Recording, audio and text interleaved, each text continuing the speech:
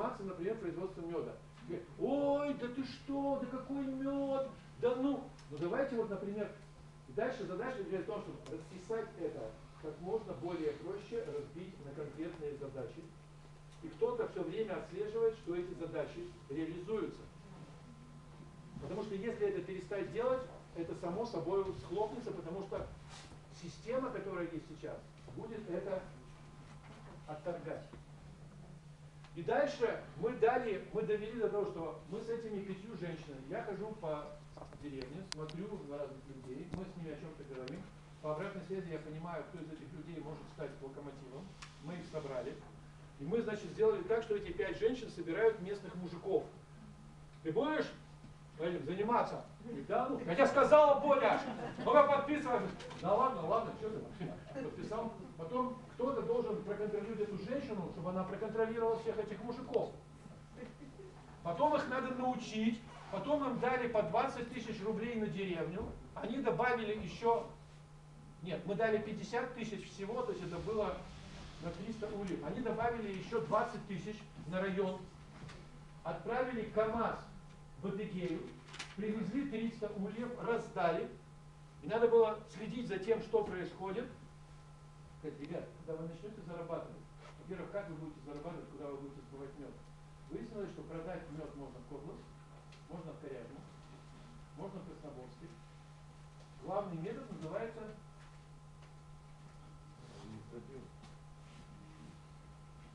вот видите, как нам тяжело про это. Родственники. Если деревня собралась и сосчитала количество родственников, которые есть в деревне, этого достаточно, чтобы продать все, что угодно. И все знают, что это сделано натурально. Да? И им продавали сперва по 300-400 рублей килограмм меда. И они понимали, что это не липовский мед, в смысле... Не липовый. Не липовый в смысле... Я понял. А когда первые купили, поняли, что это хороший мед, на следующий год сарафанное радио, и они стали продавать по 600, а потом выяснилось, что 300 человек живут на меде. И надо было сказать, ребят, не проешьте то, что вы заработали, а купите каждый год какое-то количество дополнительных ульев. Это сделали не все. И вот один мужик, к которому мы ездили, значит, он получал... Значит, вечером после баньки он сам налил стопочку, причем проблема, я не пью. Ну, так как что-то типа изобразили, что пью. И он рассказал, что он получает около 500 000. И вот теперь очень важный вопрос.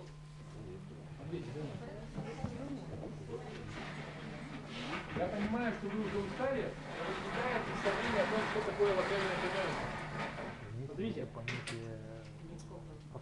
Значит, я очень прошу вас еще поднапрячь свое творчество. Смотрите, в деревнях, в которые мы ехали, живет там он со своими престарелыми родителями и еще 3 старушки. Я говорю, ну как тут живет? А он, значит, такой основательный мужик, он даже не женатый. Значит, и он там скупил остатки сельхозтехники всей, которая там была.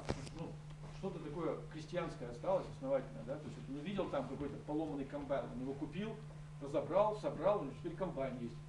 Есть какой-то там трактор где-то, он взял его, купил, у него там целая машинно-тракторный парк просто стоит.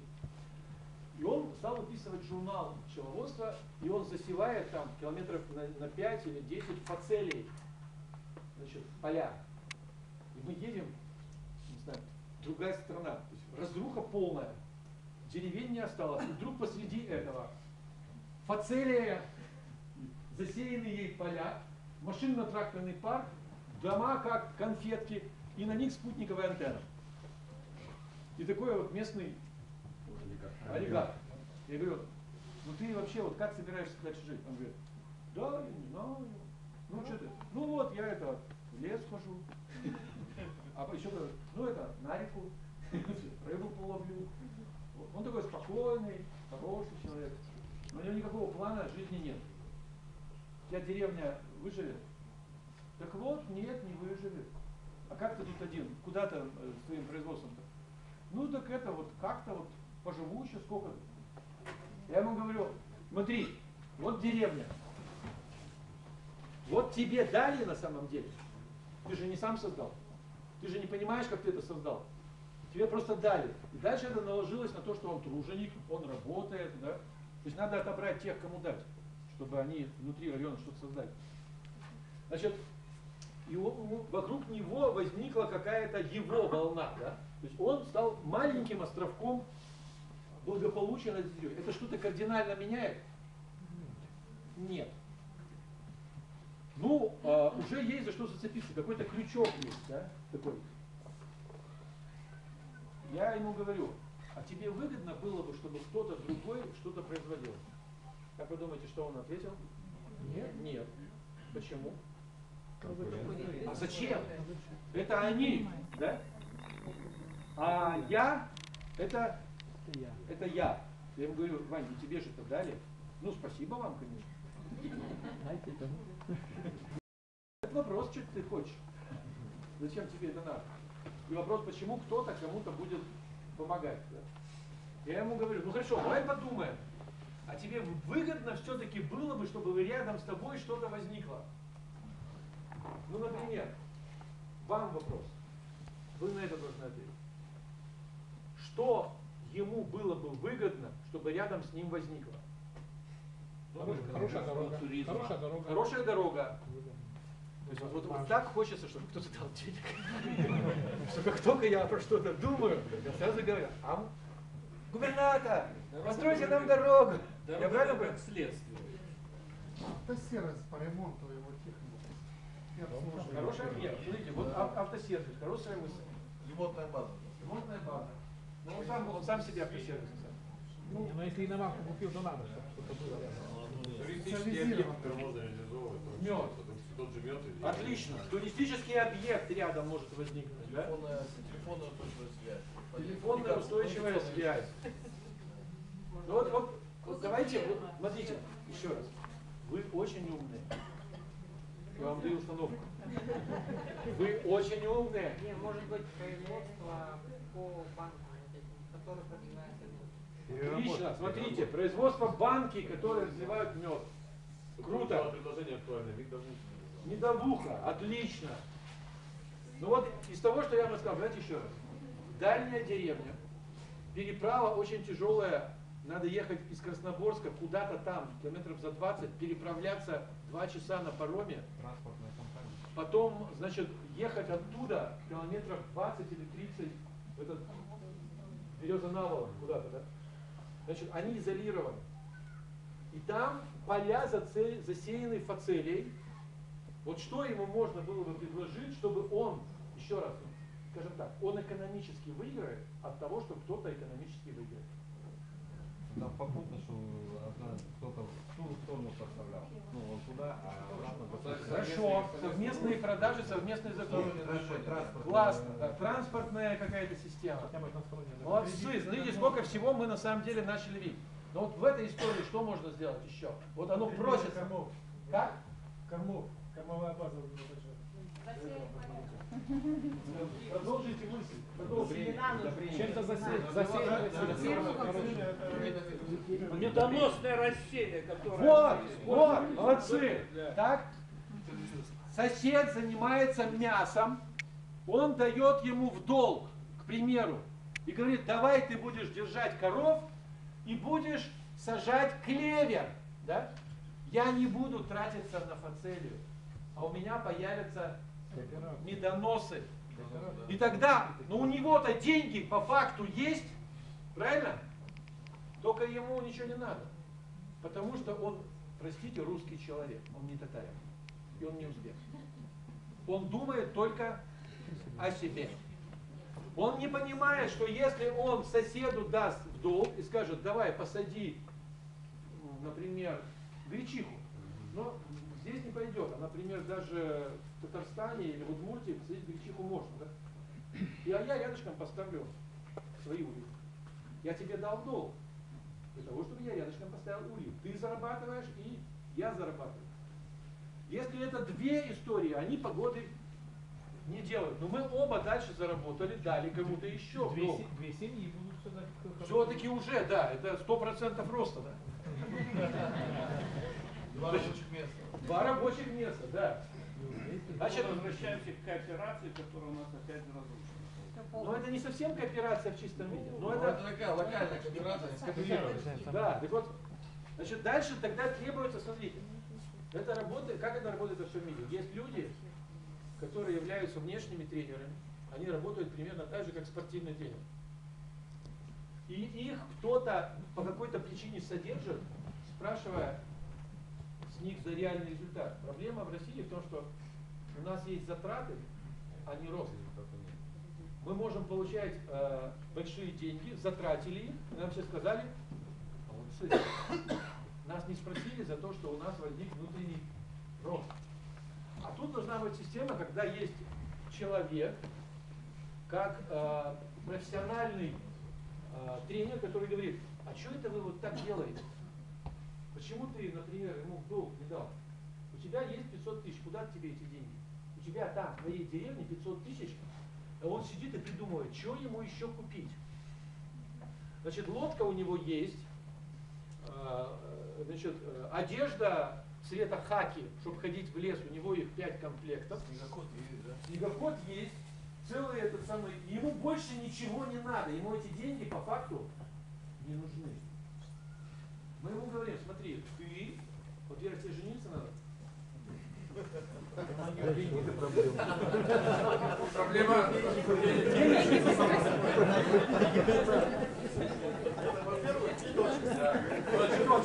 Не надо никого больше. Больше, да, достаточно. Этого будет достаточно. Насколько все-таки нам нужны узбеки? Нам надо с ними породниться. Узбеков жены остались в Узбекистане. Они и тут заводят. У них двоеженство это нормально. У них же нормально. То есть, Важно содержание. если ты можешь заработать хоть 10. Вопрос следующий. Если мы каким-то образом начнем понимать, что нам надо создать тогда какую-то такую волну влияния, которая приходит, глава района, какие-то предприниматели, какие-то уроженцы района, там студенты активные, которые пришли и помогли все это запустить. Или оно не возникнет никогда. Ваша команда, которая может запустить, во-первых, ее надо научить. Она ничего не будет в состоянии сделать, если не будет психологических технологий. Технология типа. Значит, вот я несколько раз делал лучше, я грубо вас провоцирую. Потому что вы делаете, когда вы сидите вместе? Вот так раз и консолидируетесь. И что дальше вы делаете? Вы восстанавливаете баланс традиционного. Это делает любая система. Она говорит, пришел вирус, опасный. Что с ним надо сделать? Его надо отторгнуть. Вас укусила пчела. Что делает ваша иммунная система? Она посылает к месту укуса красные кровяные тельца. Они сталкиваются с ядом, разрушаются, температура повышается, все гибнет и восстанавливается анабиоз. Это свойство любой системы. Какое производство? О чем вы говорите? Как оно возникнет в вашей среде? Никак. Забудьте об этом. Должна прийти мощная сила, которая придет и скажет, вот раздвинули, вот здесь. Так, Иван Иванович, ну-ка иди сюда. Ты что делаешь? Ты что ерундой страдаешь? Ты посмотри, что у тебя есть. Ну-ка давай. Иван Иванович скажет, а я давай, давай. Вот эта глава может сказать? Но ему некогда, он же что-то делал. У него другие задачи. Так? Значит, вопрос, кто это скажет и почему? Причем он должен обладать пониманием, как это превратить в деньги, пониманием, что для этого надо, как расписать это как бизнес-план, да? И не отнять у этих людей все это. А сделать так, чтобы они... Кто это? Вы видите, кто это будет? Иметь доверие этих людей.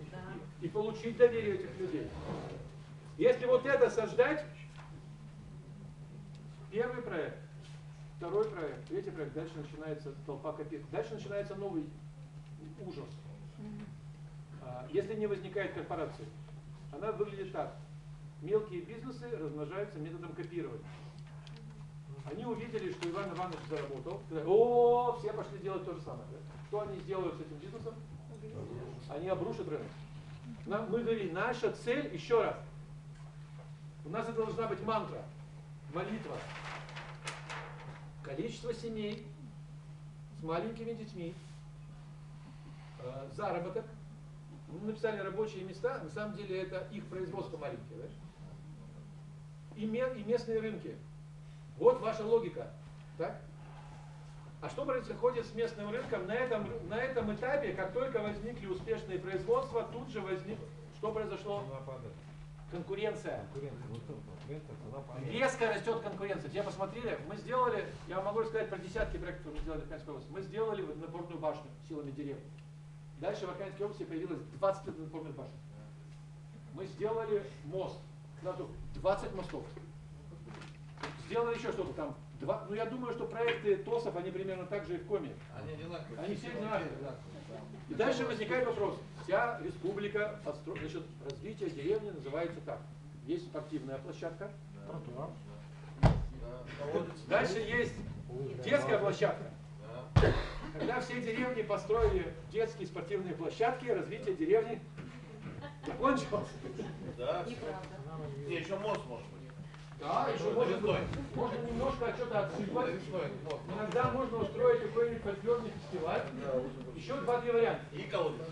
Значит, вот эта история, в которой вам сейчас надо будет ответить на вопрос. Я могу рассказать еще десяток историй. Но давайте очень кратко. История переезда, мне кажется, одна из самых эффективных историй. Когда вы создали общину, и вы создали предпосылки для переезда. Люди, которые переезжают, обладают энергией в 10 раз больше, чем вы. Потому что, первое, они беженцы. Это свойство беженцев. Им надо житься, да? Вы все хорошо живете, на самом деле. Вы сытые. Вам не надо ничего менять, хотя вы все подняли руку, что вам надо менять. Но если вам надо было бы менять, вы бы меняли. У вас у всех есть зарплата, вы ходите на работу, вы позитивные люди, вы говорите, все будет хорошо. Правильно? Все будет прекрасно. Поэтому менять вообще-то бы надо. Примерно так, как я прожил в Швеции несколько лет, так и не выучил шведский язык. Почему? А потому что надо бы, но все можно решить на английском. Да? А это же очень сложная задача, надо отдельно убиваться. А если приехали люди, которым на самом деле надо, и вы создали условия, чтобы они к вам приехали, они создадут абсолютно другое качество. Во-вторых, это люди с другими деньгами, с другим уровнем технологического и бизнес-опыта. Один предприниматель, который вернется в ваш район, если вы создадите среду, то есть я бы назвал так, ваш проект выглядит так, мы объединили 50 матерей, разозлили их, направили в одну сторону, они привели детей, они привели там невесток, еще кого-то, все вместе что-то придумали, создали условия для того, чтобы возникло несколько предпринимателей, которые придут и что-то запустят. Один, переехавший из Москвы, это сразу же несколько миллионов рублей. Просто по автомату. Вот это деревня, смотрите. Значит, на самом деле, это абсолютная нищета, это просто кошмар. Это просто, вот, вы с вашим благополучием не можете себе представить, что это такое. Значит, это 70 километров от границы с Китаем, это главный переход сухопутный между Россией и Китаем, и там все занято китайцами. Их там так много, что и они такие работящие, они такие организованные, они такие дешевые, они готовы жить в палатках, там теплее, да, они могут жить в подвалах. Туристы. Они не туристы, они работают. Они нелегальная рабочая сила. И они согласны браться за любую работу и работать с утра до вечера. Ну какой русский фермер возьмет русских на работу, если есть китайцы? Он что, себе враг? Не, он, конечно бы, вообще-то бы, ему там, может быть, и обидно за державу, да, но ему же надо деньги делать. И он придет 200 китайцев, и он засадит огромный сад, и они будут за ним ухаживать, и он будет продавать яблоки куда-нибудь. А что с русскими делать? Как это? Они пьют, они ругаются, они требуют социальные пособия. Да, воруют и так далее. Короче говоря, когда мы туда приехали, там рухнуло все, там ничего не работает, там есть несколько успешных предпринимателей, у которых работают китайцы, и тотальная нищета всех остальных.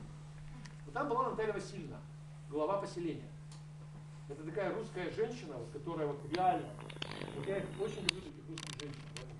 Если они услышат, если они поверят, если они за что-то возьмутся, значит, и дальше мы с ними разрабатывали проекты. Давайте там, ну вот, одно не понимаю, у нас было идей несколько сотен. У них там есть недалеко Корея, еще чего-то, у них там есть корейское кладбище, давайте с корейцами будем дружить, чтобы они там помогли нам что-нибудь создать, давайте какой-то еще, но это все сложно, все не получается. Первая идея, давайте создадим ферму, будем молоком заниматься. Вот это все услышали, давайте. Значит, дали им грант, купили коров, построили ферму. Один фермер, все остальные у него работают. Ничего не получилось. Фермер в конце концов запил от сложностей, его жена отказалась. Но слава Богу, удалось добиться следующего. Сказать, ребята, заберите коров по домам. И кто-то один будет закупать молоко и возить в Уссурийск. Вот это решили. Значит, начали закупать молоко, переругались поначалу. Там кто-то стал подливать воду в молоко, да? Но как-то устаканилось, выжили, стали продавать молоко. Когда дело пошло, люди стали с дохода докупать коров. И у них стало расти поголовье стада. Значит, когда они на это там год ушел, да, они, значит, подумали, не, так сильно не заработаешь. Молзавод закупает по 19 или 22 рубля, в зависимости от сортности, да. Цену пытается им все время держать низкую, пахать надо много. Но, слава богу, у них там травы, она сочная, да, по сути дела, субтропики, да. Ну, плохо. А вот как бы нам переработку сделать, да? Дальше несколько женщин, у которых остался какой-то, знаете, вот, способность договариваться со остальными. Как вы создадите производство? У вас навыков нет, у вас ничего нет. Вы все вместе идете и разговариваете с предпринимателем. И она поехала в Уссурийск, нашла одного предпринимателя и сказала, слушай, давайте у нас сыр делать. Тот, да, там, неделю, там, что-то. Тут наткнулась на одного владельца магазина, который говорит, да я всю жизнь хотел сыр делать. А у вас что есть? А у нас молоко есть. Это самое главное для сыра. На самом деле, все, кто сыр делают, у них это головная боль чудовищная. Блин, молоко есть, и его много. А сколько надо чего, и дальше стали искать, складывать. Да? И когда он продал свои магазины и вложился в сырзавод, там. Дальше история такая. 30 человек живет на молоке. 20 человек живут, работая... Можно там перегнать еще? Это нет, дальше. Не, назад. Вперед тогда. Вот. Некогда фотографии, да? Значит, часть живет на молоке. Они продолжают сдавать молоко куда-то или продают ему. Они наращивают производство молока. Они уже поняли, они проснулись. Они перестали писать письма в Москву. Понимаете? Первое, что надо сделать, надо перестать писать письма в Москву. Надо создать свою общину. И надо понять, что вы можете. И дальше посмотреть на, еще раз, на узбеков. Понимаете? И стать кем? Узбеками. Хоть на немножко, понимаете? Стать умными людьми, потому что единственное, что реально работает, коллективный разум. Его нет. Если вы можете договориться, когда кто соберет, есть женщины в деревне, которые всех остальных соберут, или предприниматель, который соберет, вот вопрос-то, на который надо искать ответ. И по какой причине он это будет делать? Может быть, он православный человек, может быть, ему скучно в жизни, да, ему что-то не хватает там для реализации. Или к нему приедет замгубернатора и скажет, слушай, Иван Иванович, а что ты народ собираешь? Да? Хороший ход, да? Или глава его будет все время там теребить. Но если это будет один глава, как понимает большая часть нашего народа? Глава ворует, извините, что я это говорю. Все же так думают. И у главы есть свои предприниматели. Да, а мы туда типа Не вхожи. лицом не вышли. И поэтому мы в это не поверим. Нужна какая-то совершенно другая институция, которая по-другому построена, чтобы все сразу так обалдело. А что это? Может, на самом деле получится, а? Типа, а вдруг и кто-то, кто является переводчиком, какими-то катализаторами доверия. То есть надо это собрать, понимаете? Опять нужен технолог, который поможет это собрать. И это можно собрать везде, на самом деле. То есть мне это удавалось собирать легче всего, как вы думаете, где собирать? В мусульманских республиках. В Татарстане надо попасть к Ментимеру Шаймиевичу. Одна задача. Поговорить с ним, он скажет: о, хорошо. Дальше соберут членов Госсовета, они послушают: о, хорошо. Потом соберут глав, если главам сказали, там будут бегать. И там будет все очень круто. И все пойдет, и все будет работать, и точно будут результаты. Совершенно. Или огромные, или большие. В Дагестане или где-нибудь на Кавказе будет посложнее, но опять будет. В Чечне я не работал. Я не знаю, как бы в Чечне я не могу сказать. Но я думаю, что нет, я думаю, что будет, если это будет проект главы республики, точно будет. Но я не буду говорить, я просто знаю, что... Еще раз, назовите компоненты, из которых все это складывается. Чтобы это не выглядело как моя такая сказка, которая к вам не относится. Чтобы все это собрать, что нужно? Первое. Община. Так. Община дальше.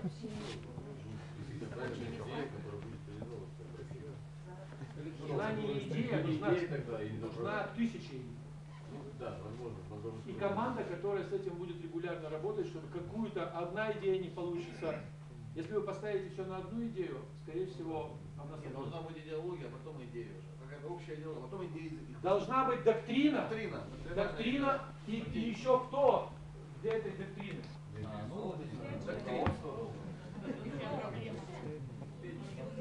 Губернатор должен быть очень сильный игрок.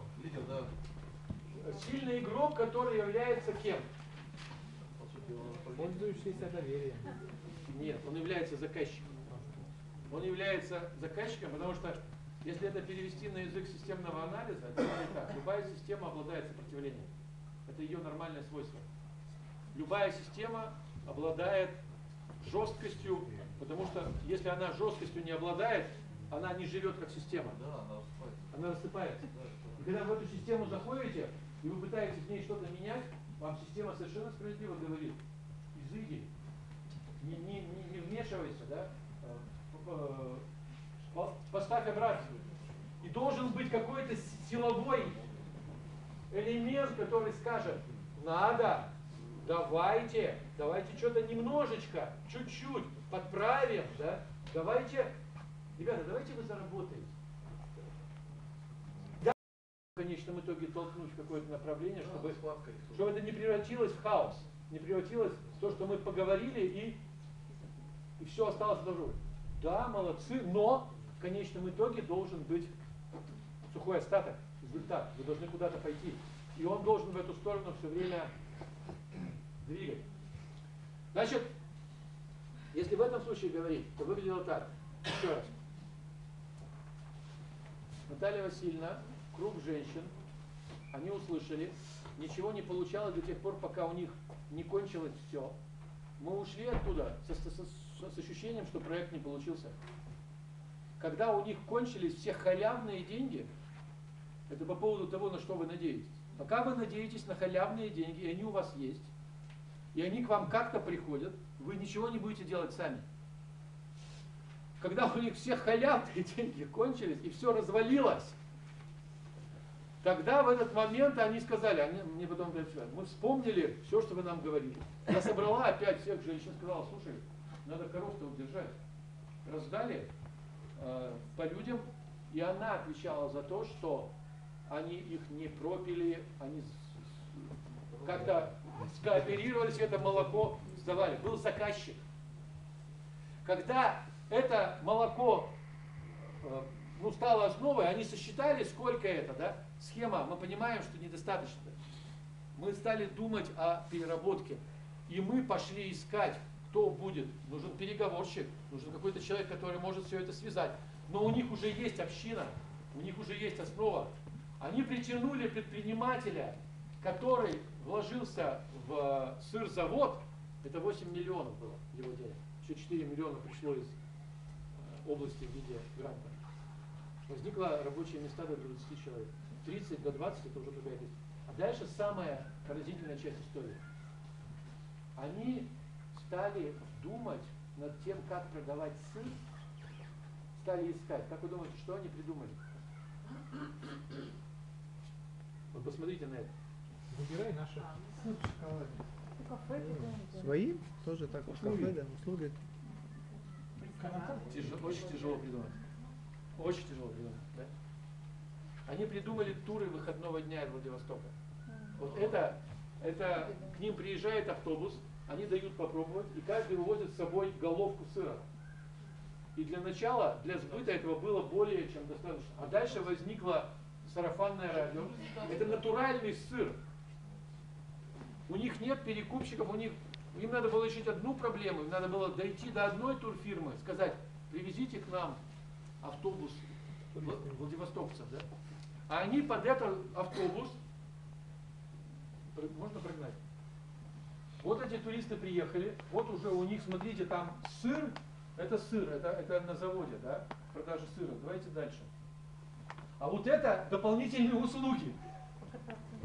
Причем половина из них на грани китча. Ну, то есть прокатиться на тракторе убитом, да, причем японском, стоя в тележке для навоза. Но это стоит, если я не ошибаюсь, там 300 рублей. Но людям, которые приехали, которых сначала продали сыр, потом накормили, это входит в путевку, а потом предложили им местного самогончика. Они его купили, такой шкалик, а там самогончик у них с настойками лимонника, с настойками женьшеня, с настойкой еще чего-то. Народ чуть-чуть хряпнул. А потом говорят, а прокатиться на тракторе? А еще чего-нибудь?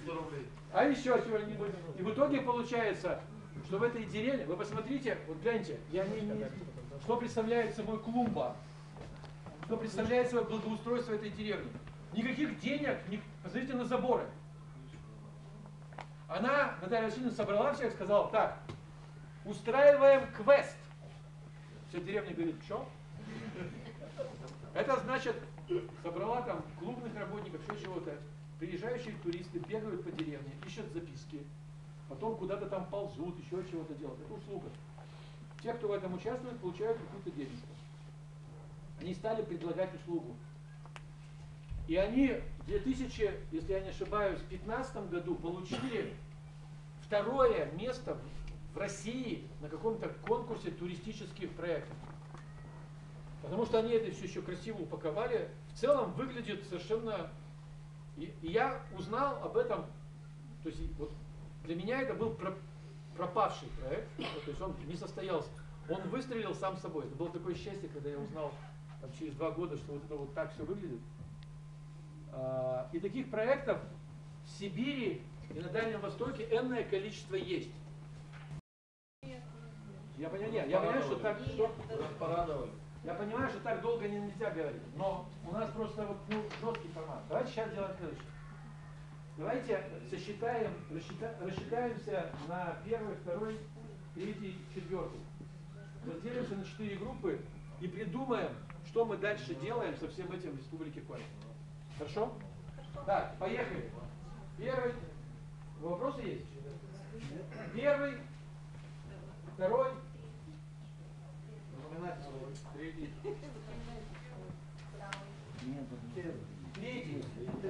Четвертый.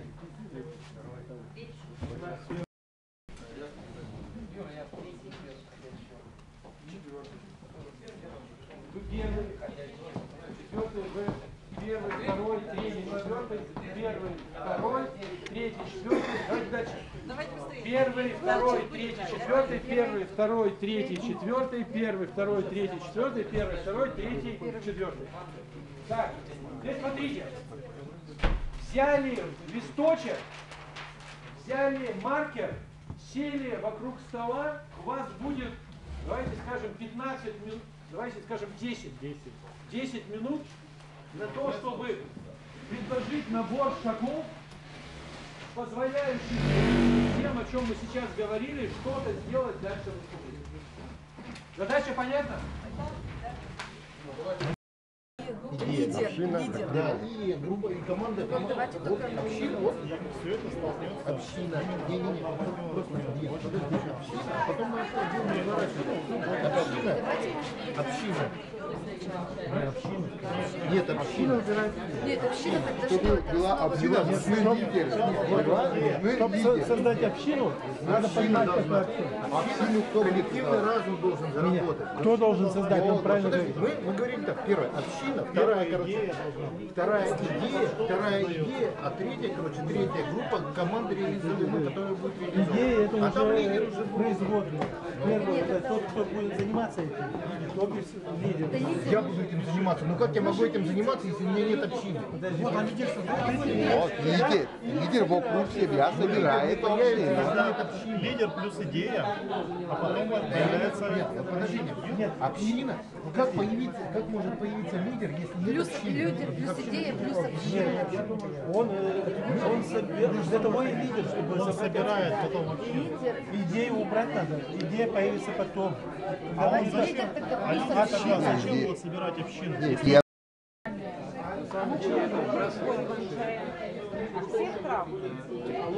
Нет, это вывод именно иван-чая. Но сразу появляется и люди обалдевают. Дальше это сопровождается до момента, потому что свойства северного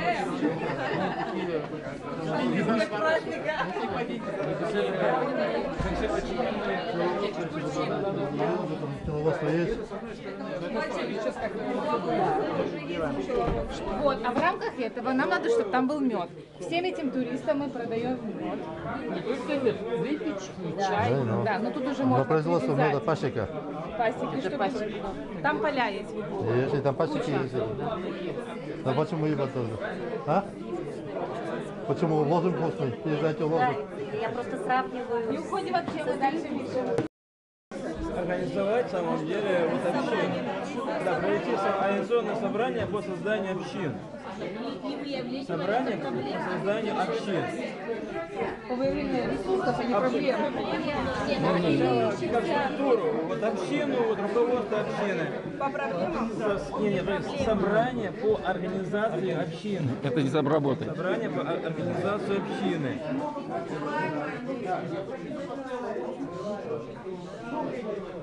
И оценивание своих возможностей. С обсуждением, ну так, это собрание общины, с обсуждением проблем.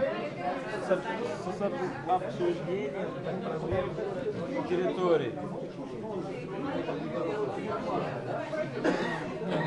Нет, нет проблем, нет проблем. Уехали в другую сторону. Во-первых, собрание может быть, но по признанию инициативных людей, выявлению и признанию инициативных людей, которые создают общину. Понимаете? Которые становятся главой. Вместо слова проблем идей. У нас принципиально другой уклад. У нас, честно сказать, у нас уклад, в отличие от русских, в отличие